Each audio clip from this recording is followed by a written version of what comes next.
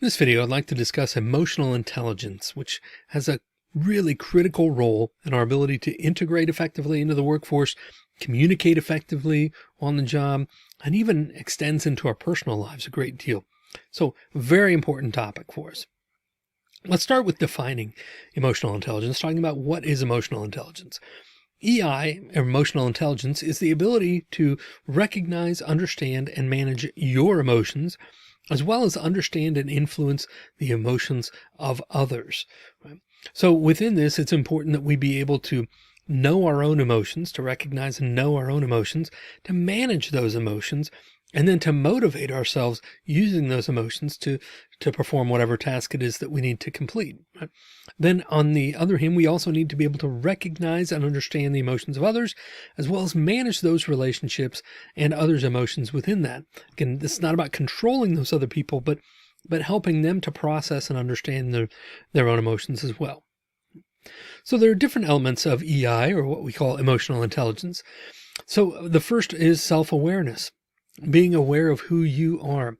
We need to have an understanding, an accurate understanding of ourselves, and be honest with ourselves about who we are. What are our strengths? What are our weaknesses? Where are areas that we can improve? And what's my role here in this relationship, in this workplace, in this whatever? We need to have a self-awareness about us. Then we also need to be able to self-regulate. We need to be able to regulate our emotions and manage them effectively. Right, to not let our emotions control us, but rather to control our emotions. We also need to use emotions for motivation. Okay? That our emotions will lead us to different places, and we can use motivation to get fired up about something, and when it's appropriate. But we also need to use those motivations appropriately, and again, not let them control us. But we need to be in control of how we use emotion to fuel those different motivations. We need to have empathy. Empathy is being able to essentially put yourself in the other person's shoes, see things from their perspective. Right? That's a really important element of emotional intelligence, is to be able to relate to somebody else, to kind of have an impression for what they're feeling and what they're experiencing, and be able to, again, put yourself in their shoes in that regard. And then finally, we need some social skills. We just need to be able to interact with people at an effective level. It doesn't mean being best friends with everybody. You don't have to be BFFs all the time, but we do need to be able to interact with people effectively in the workplace, and have a comfortable conversational presence with people. So why are these things important for us? Why is emotional intelligence important for us at work? First of all, emotional intelligence is a big part of effective teamwork. So we get better teamwork when you have people who are self-aware and self-regulating and able to empathize and able to have, appropriate social skills and so forth. You can see how all that would factor into better teamwork. So we're going to experience better teamwork in the workplace when we have a higher degree of emotional intelligence. It also just leads to an improved office environment. It's more comfortable. Again, not that everybody has to be BFFs. You don't even have to necessarily like everybody in the office, but you should be able to communicate with them and to sort of tolerate them at the very least, right? So it'll lead to an improved office environment when people are aware of their emotions, aware of their actions and how they affect others, and just can see things from others' perspectives. So it leads to just an overall better office environment. It makes change management easier. Organizations are always changing. Life is always changing. People are always changing. Relationships are always changing. That can be hard. Okay. And it's not saying we need to put those emotions aside or put them away, but emotional intelligence, a greater emotional intelligence, will allow us to manage those emotions more effectively, to recognize them, and then to manage those and more effectively, right? And to not let our emotions control us. It can very easily happen in change management during times of change. So emotional intelligence will make it easier for us to manage that change.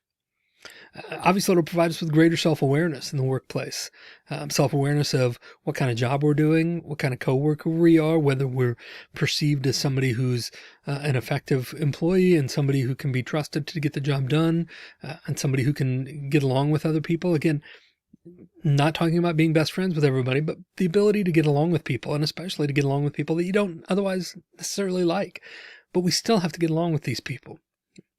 And in general, this will lead to less drama and conflict, right? When everybody's has their emotions in check, has the ability to recognize their own emotions and manage those emotions, has the ability to see emotion in others and respond to that appropriately, even if that response is to just give them some space and lay off a little bit. That's an important recognition, right? And it's just going to lead to less drama and less conflict around the office.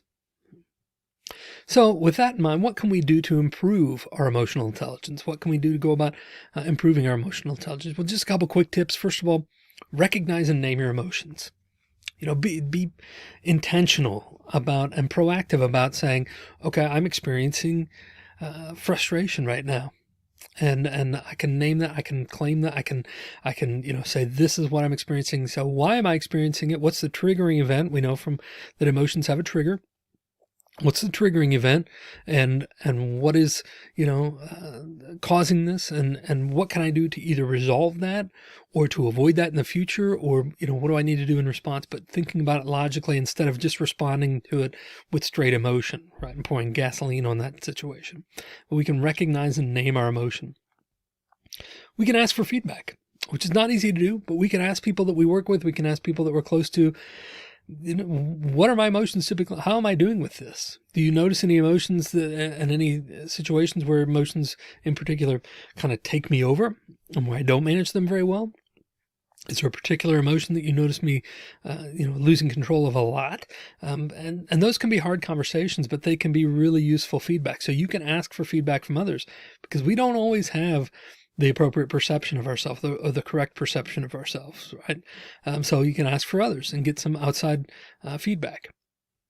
And finally, you can read more. And this is so, it seems so out of left field, right? But you can read more for a variety of reasons. First of all, reading more is going to improve your vocabulary in general. It's certainly going to improve your emotional vocabulary and give you more, a broader emotional vocabulary. So it's just good in general. It also will broaden our perspective and our worldview and help us empathize with others.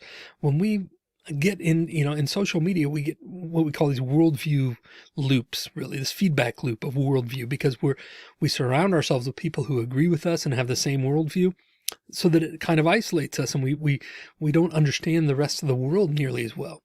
Now, that's not saying you need to, as a result, you're going to have to change your belief system, change your politics, change anything at all. It's more about being aware of what the other things are. That there are other options out there, and what are they, and being aware of that. So read more newspapers, read more magazines, read more literature, because we also know that reading complex characters, when we engage in literature with complex characters, that expands our emotional intelligence, because we begin to see things from other perspectives. So we can read more. As some of you, that's going to be like, oh yeah, I love reading. For me, that would be like, oh yeah, really punish me there. I love to read. But on others, it's going to be more of a chore.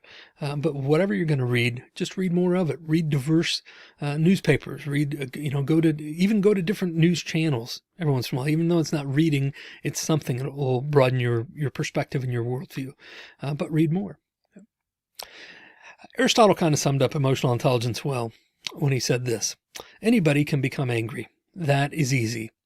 But to be angry with the right person, and to the right degree, and at the right time, and for the right purpose, and in the right way, that is not within everybody's power and is not easy.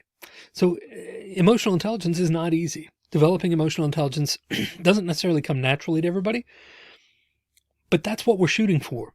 We're shooting for the ability not just to become angry, and not just to say, that's anger. I know what that is. I've seen it before.